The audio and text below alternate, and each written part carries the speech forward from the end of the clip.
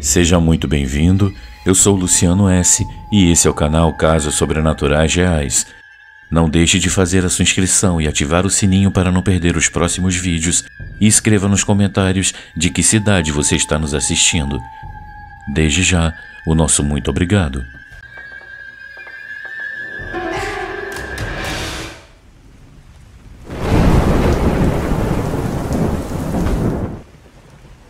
Quem não aguenta com mandinga, não carrega patuá.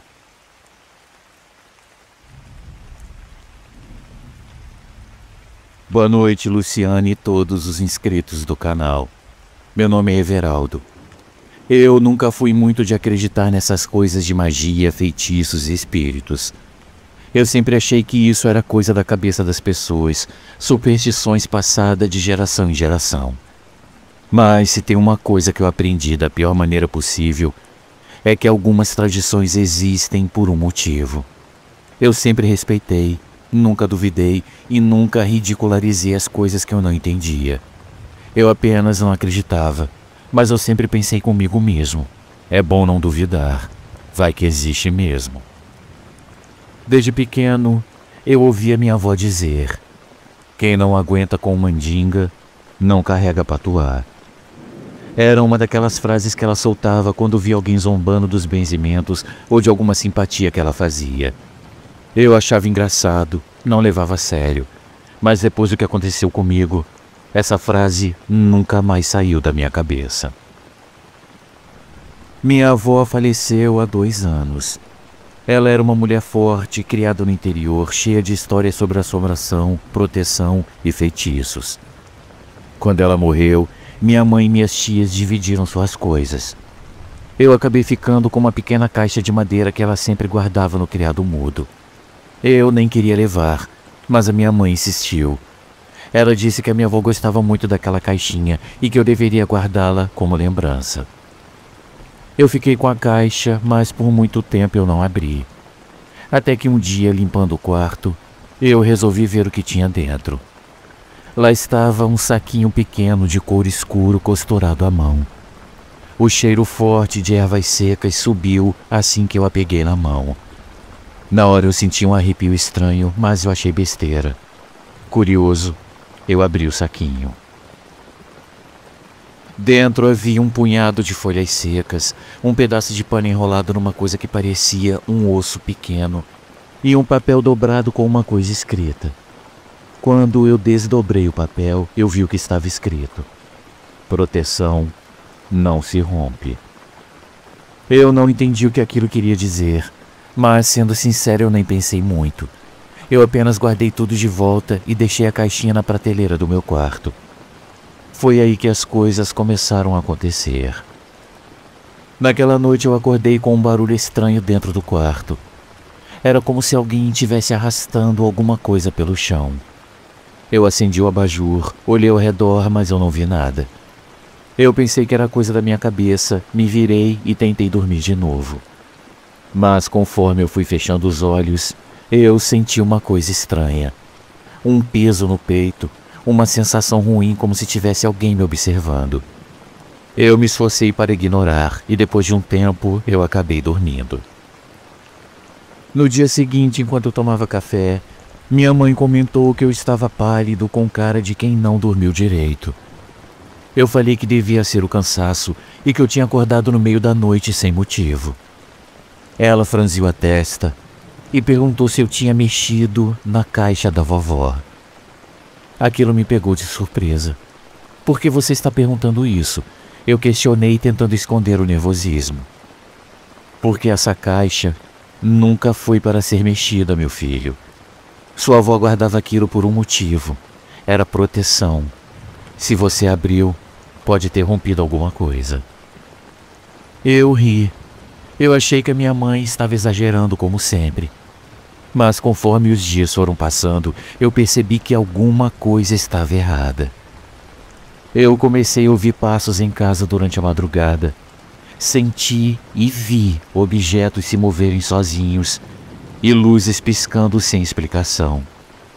E sempre aquela sensação de que tinha alguém perto de mim, mesmo quando eu estava sozinho. Uma noite eu acordei com uma pressão enorme no peito. Era como se alguém estivesse sentado em cima de mim. Eu tentei me mexer, gritar, mas eu não consegui.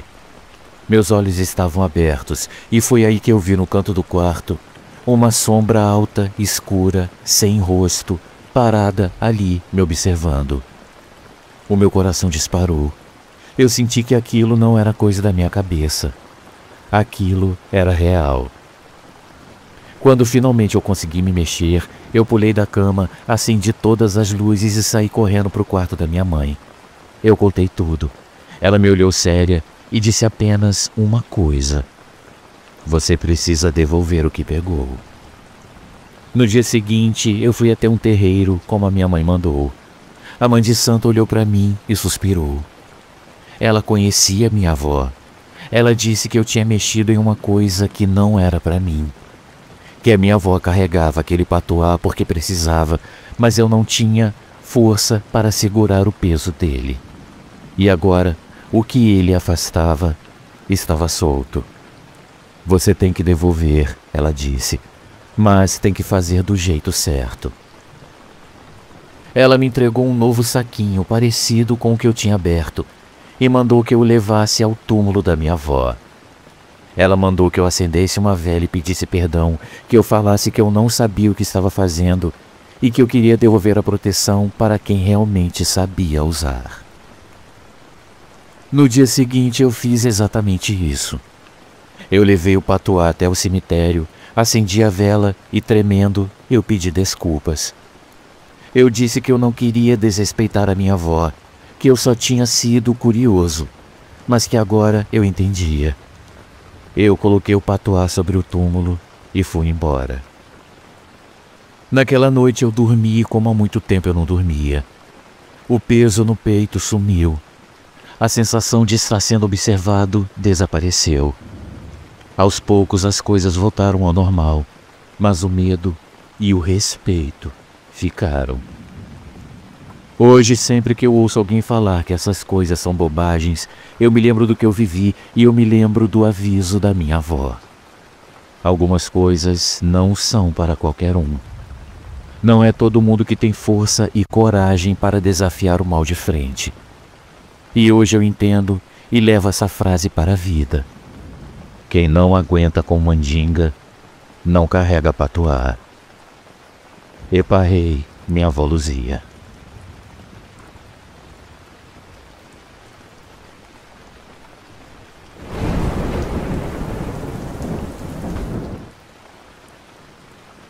A mulher que vagava pelo cemitério.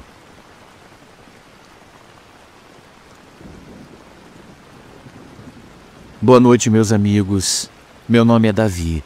Eu tenho 36 anos e há 3 anos eu me mudei para uma casa nos arredores de Toledo, na Espanha.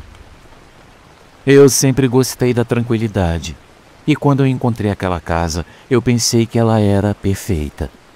Uma residência antiga com um grande jardim dos fundos e uma vista direta para o cemitério do vilarejo.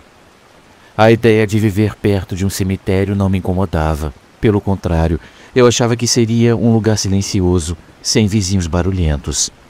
Mas eu estava enganado. Desde a primeira semana, eu comecei a notar coisas que não têm explicação. A primeira vez que eu vi uma coisa realmente estranha foi em uma noite de verão. Eu me lembro que fazia calor e eu não conseguia dormir, então eu me levantei para beber água. Ao passar pela janela da sala que dava diretamente para o cemitério, eu vi uma figura parada junto à grade. Era uma mulher com um vestido branco muito longo, quase tocando ao chão. A princípio eu pensei que fosse alguém visitando uma tumba, mas algo não se encaixava. Eram mais de 2 da madrugada. Quem visita um cemitério a essa hora? Eu fiquei observando aquela mulher por um tempo, e embora a luz da lua não permitisse ver seu rosto com clareza, eu notei que ela estava imóvel, com a cabeça ligeiramente inclinada. Ela não parecia se mover e nem fazer nada. Ela apenas estava ali parada. Isso me incomodou um pouco, mas eu decidi não dar importância e voltei para a cama. Eu estava convencido de que era apenas uma pessoa que passava por ali. Mas Nas noites seguintes, ela voltou a aparecer sempre no mesmo lugar, junto à grade, e toda vez que eu espiava, lá estava ela com seu vestido branco, sem se mover.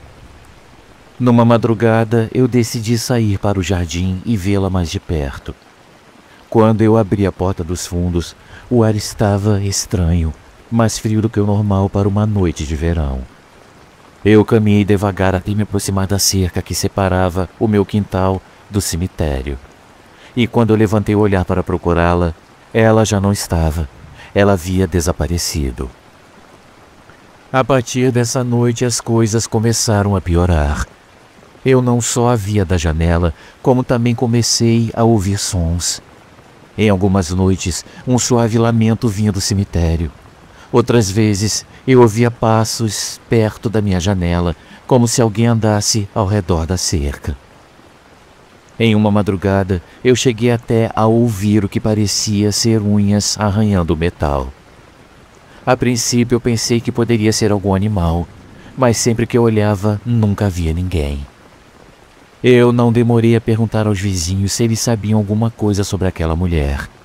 A maioria evitava falar sobre o assunto, mas uma senhora idosa que morava no fim da rua me contou uma coisa que me deu calafrios. Há mais de 40 anos, uma jovem que vivia no vilarejo desapareceu. Seu nome era Isabel. Nunca encontraram seu corpo, mas a última vez que alguém a viu, ela estava perto do cemitério. Alguns diziam que seu espírito não conseguiu descansar e que por isso, em algumas noites, ela podia ser vista junto à cerca, procurando uma saída. Depois de ouvir essa história, a minha curiosidade se misturou com o medo. Seria possível que o que eu via fosse o espírito daquela mulher? Eu tentei me convencer de que tudo tinha uma explicação racional, mas a cada noite as aparições se tornavam mais intensas. Uma vez, enquanto estava na cozinha, eu vi uma coisa que eu nunca esquecerei. A mulher de branco não estava do lado de fora. Ela estava dentro do meu jardim, de pé, junto à porta dos fundos. O meu coração acelerou, e por vários segundos eu não consegui me mover. Quando finalmente eu reuni a coragem para abrir a porta, não havia ninguém, mas o ar estava gélido e um leve odor de flores murchas preenchia o ambiente. Naquela mesma noite eu comecei a me sentir observado, como se alguém estivesse atrás de mim em cada cômodo. Eu não suportava mais aquilo. Numa noite, decidido a pôr fim à situação, eu me aproximei do cemitério com uma lanterna. Eram 3 da manhã, e enquanto eu caminhava pela borda da cerca, eu sentia um peso no peito. Tudo estava em silêncio, silêncio demais, como se o mundo inteiro tivesse parado. De repente eu a vi, não junto à cerca, a poucos metros de uma lápide velha e rachada. Não me perguntem por que eu fiz isso, mas eu me aproximei da lápide. Mal dava para ler o nome que estava escrito na placa desgastada pelo tempo, mas uma frase gravada na pedra chamou a minha atenção. Isabel, por que você nunca mais voltou para casa? Na hora eu fiquei todo arrepiado. A mulher continuava ali, de pé, com o rosto oculto por seus longos cabelos escuros. Quando ela ergueu a cabeça, minhas pernas quase falharam. Os seus olhos não tinham brilho. Eram vazios, como se não houvesse vida neles. Eu retrocedi tentando me afastar, e naquele instante eu ouvi um sussurro fraco, quase como se o vento o trouxesse até mim. Era um pedido de ajuda. Eu corri de volta para minha casa e não dormi pelo resto da noite. No dia seguinte eu fui à prefeitura em busca de mais informações e eu descobri que a Isabel não apenas havia desaparecido, como os rumores diziam que ela fora vista pela última vez entrando no cemitério com um homem que nunca foi identificado. Alguns acreditavam que ela havia sido enterrada em uma cova rasa, em uma tumba sem nome. Desde então aquela mulher continua aparecendo.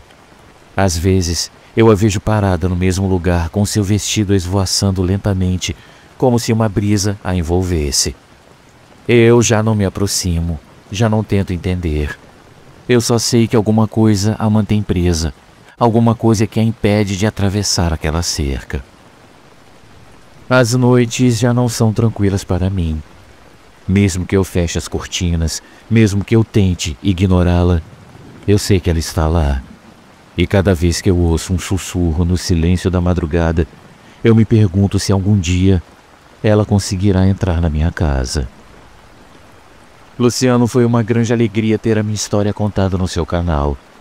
Em breve eu contarei outras que eu mesmo vivi. Muito obrigado e tenham todos uma ótima noite.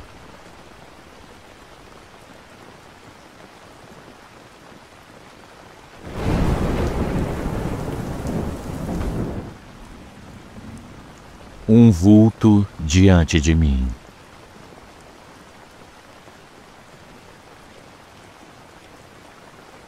Bom dia, boa tarde, boa noite. Luciano, eu peço anonimato quanto ao meu nome, mas eu escrevo do interior de São Paulo. Em uma noite de 2003, minha mãe havia saído com as amigas e meu irmão mais velho tinha ido a uma festa. Apenas eu e meu irmão caçula estávamos em casa. Fechamos tudo como de costume e fomos dormir. O problema é que o meu ventilador estava quebrado e só o do quarto dos meus irmãos funcionava. Diante do calor insuportável, eu decidi ir até lá para me refrescar um pouco antes de voltar ao meu quarto e tentar dormir. Eu fiz exatamente isso. Me deitei no chão enquanto meu irmão caçula dormia. Naquela noite trovejava. Não era uma tempestade forte, mas os relâmpagos iluminavam suavemente a sala, que eu conseguia ver pela porta entreaberta do quarto. De repente, quando eu já estava mais relaxada, eu percebi uma sombra se projetando no ambiente. Era a silhueta de uma pessoa, visível graças aos fracos raios dos trovões. Eu a encarei e ela me encarou de volta. Eu pude ver nitidamente que se tratava de um homem alto, magro e de cabeça raspada. Ele me olhava fixamente como se questionasse o que eu estava fazendo ali. No primeiro momento, eu pensei que fosse meu irmão mais velho, que tem esses mesmos traços. Então eu decidi avisá-lo de que eu só estava ali para me refrescar e que eu já estava saindo.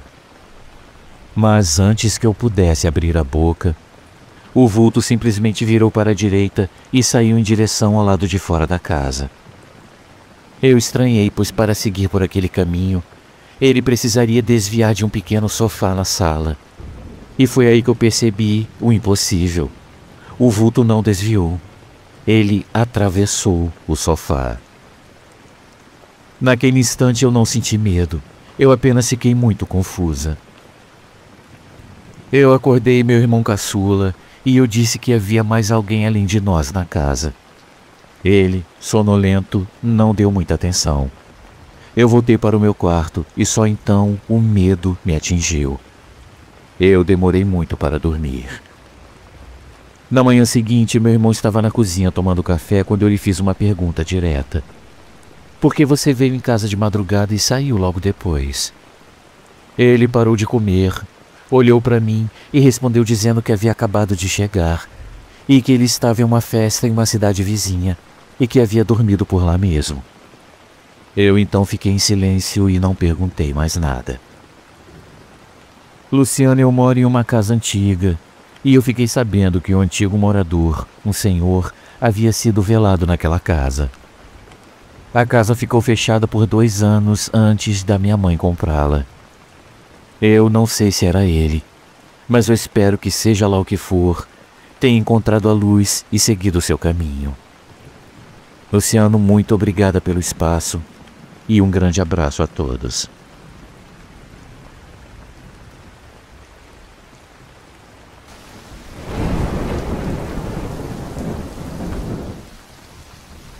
Amigos, uma pequena pausa no nosso vídeo, apenas para lembrar que o nosso canal é um canal independente e que para continuar existindo nós precisamos muito do seu apoio.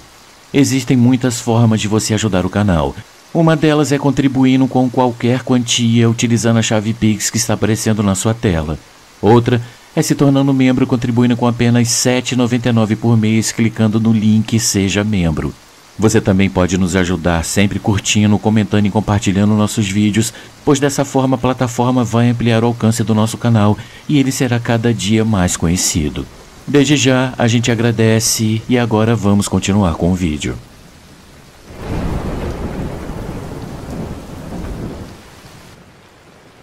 O olhar da perdição.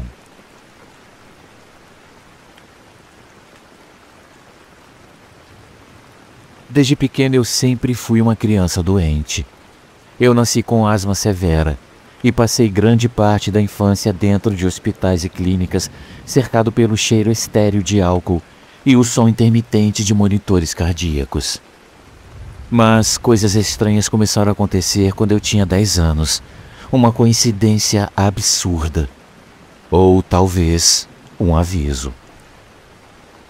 Foi nessa época que eu percebi que ao acordar e olhar fixamente para um objeto, alguma coisa acontecia com ele ao longo do dia. No começo eu pensei ser apenas fruto da minha imaginação, mas os acontecimentos se tornaram impossíveis de ignorar. Eu me lembro bem da primeira vez que eu notei esse padrão. Uma manhã meus olhos recaíram sobre o meu celular assim que eu acordei. Algumas horas depois, ele caiu da mesa sem explicação e se estilhaçou completamente. Eu fiquei irritado, mas não dei muita importância. Mas isso aconteceu de novo e de novo. Sempre que o meu primeiro olhar do dia recaía sobre alguma coisa, aquilo sofria algum tipo de dano. A princípio, eu me forcei a acreditar que era tudo coincidência. Mas então uma coisa aconteceu. Algo que me fez repensar tudo. Eu tinha um vizinho muito irritante. Um homem grosseiro que fazia muito barulho de madrugada e que me impedia de dormir. Naquela noite eu fui para a cama com muita raiva, desejando que ele simplesmente sumisse. Na manhã seguinte, antes mesmo de abrir os olhos, eu visualizei seu rosto na minha mente. Quando eu estava tomando café, eu soube pela minha mãe que ele havia caído de uma árvore e quebrado a perna. Eu ri sozinho, achando engraçado aquilo que eu considerei uma estranha coincidência. Mas logo eu me lembrei das outras vezes em que minha visão matinal parecia anteceder eventos ruins. E aí sim eu fiquei muito nervoso. Foi a partir desse dia que eu comecei um ritual involuntário. Todas as manhãs, ao acordar, eu mantinha os olhos fixos no teto, tentando evitar alguma desgraça. Mas eu comecei a ficar muito curioso.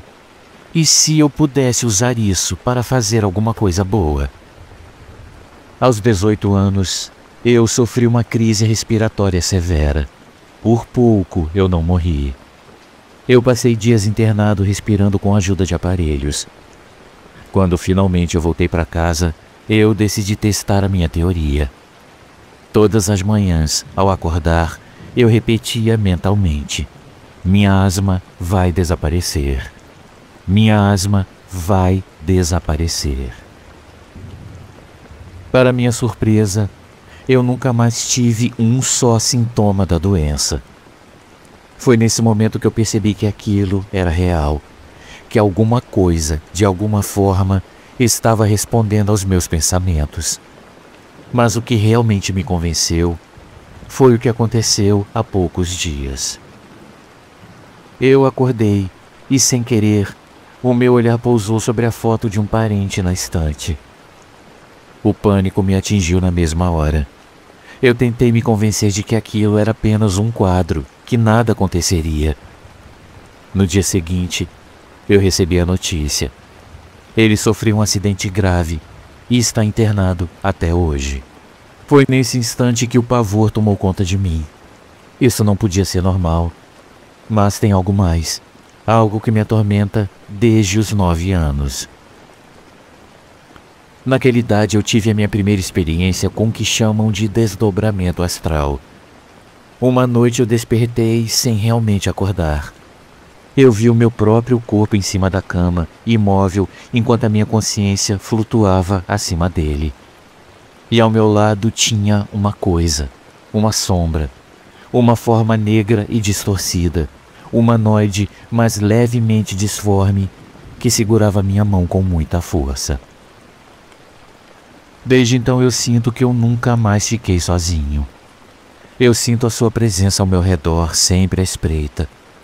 Um vulto no canto do meu quarto, um sussurro na calada da noite, uma pressão invisível sobre o meu peito. Será essa entidade a verdadeira responsável pelas coisas que acontecem comigo? Será que ela molda o destino conforme a minha visão matinal? Ou será que tudo isso é apenas um delírio meu? Sinceramente, eu não sei. Eu só sei que todas as manhãs, quando eu abro os olhos, um pensamento me consome. Será que alguma coisa ruim vai acontecer comigo hoje? Muito obrigado a todos pela atenção e uma ótima noite.